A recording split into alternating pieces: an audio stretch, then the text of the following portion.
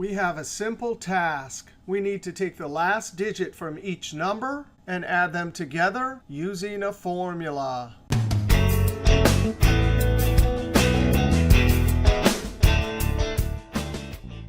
If it's just the last digits, then we always want to take the digit from the right. That means we can use the right function. Now, if I give right a single cell, comma, and I tell it number of digits 1, oh, wait a second. The default is 1 for number of digits, so that's all I have to put. Now, this is only working on that one number.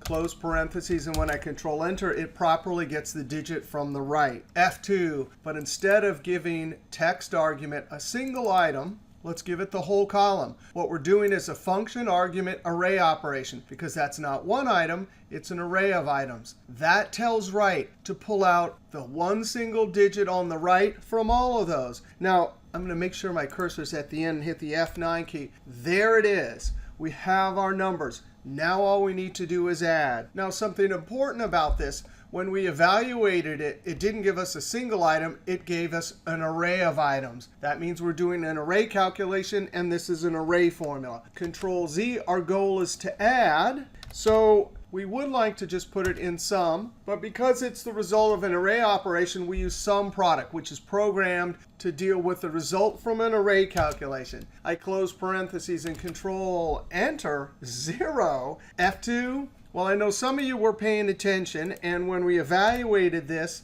those are not numbers. Those double quotes mean Excel thinks it's text. Control Z, and that's exactly what right and left and mid. These are text functions that deliver text. Well, we can convert those text numbers to actual numbers with any math operation. I'm going to use double negative, which turns it negative and then back to positive. For array calculations, that tends to be the fastest calculating. So now when I hit Enter, there's our answer, 27. Now F2, if you're in Office 365 with the new calculation engine, we don't have to worry because all formulas are calculated as an array formula. So we can put this resultant array right into the sum function, and it gives us our answer. Now, bonus formula. Here we took all of the right digits and added them, but what if we wanted to list them? Well, we'll use the same right there, and if we hit F9, we know, oh, those are text items. And we can easily join this array of text items, Control Z,